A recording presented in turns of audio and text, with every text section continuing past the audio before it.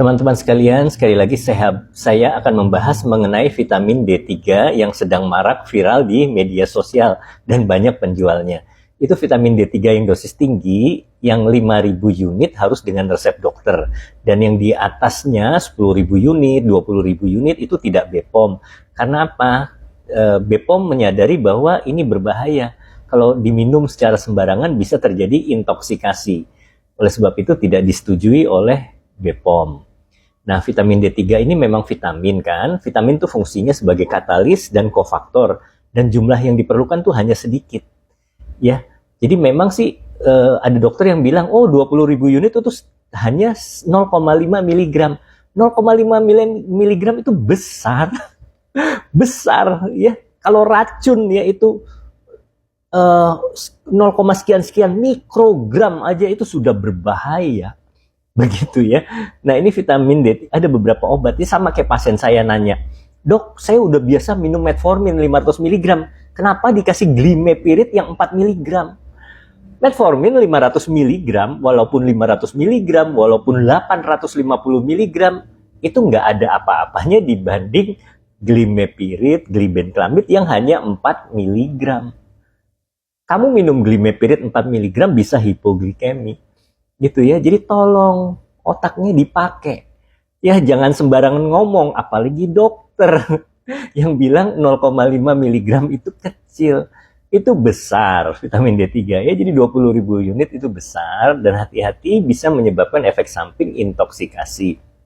Teman saya juga minum dosis tinggi, pernah sampai gemeteran, mual. Ada teman sejawat dokter juga disuntik, itu juga sampai rasanya linglung, nggak enak badannya. Hati-hati intoksikasi, gitu ya. Saya juga pernah minum, gitu. Kalau saya sih memang nggak apa-apa, hanya pertamanya aja tuh rasanya kelihatannya agak nggak enak, begitu ya. Karena saya zaman COVID dulu dapat sampel mulu dari perusahaan obat, ya vitamin D 5.000 unit, begitu ya.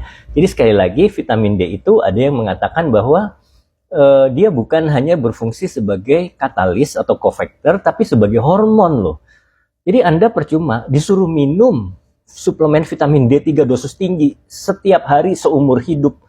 Itu jauh lebih berbahaya daripada kita mengikuti algoritma protokol pengobatan Perhimpunan Ahli Penyakit Dalam mengenai tentang misalnya pengobatan gula, pengobatan hipertensi. Itu jauh lebih aman.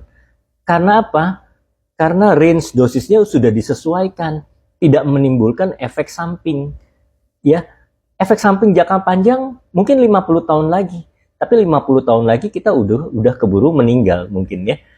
Jadi kalau kita tidak minum obat darah tinggi, nggak minum obat gula, dalam waktu 5 tahun kita kena komplikasi dan bisa meninggal. Tapi kalau kita minum obat gula, obat darah tinggi, obat memang ada efek sampingnya. Mungkin merusak ginjal, tapi 50 tahun yang akan datang. Begitu ya. Jadi mesti paham aspek manfaat dan risikonya. Anda minum vitamin D3 dosis tinggi udah nggak ada guna, organ tubuh rusak.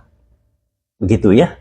Hati-hati ya. Jadi vitamin D3 itu bukan disinyalir bukan hanya sebagai katalis atau kofaktor, tapi dia sebagai hormon, punya reseptor pada jaringan organ. Ya itu justru berbahaya, lebih berbahaya dari obat ya kalau diberikan dosis tinggi. Harus diberikan dosis yang aman. Oke, sekian penjelasan dari saya. Semoga bermanfaat buat kita semua.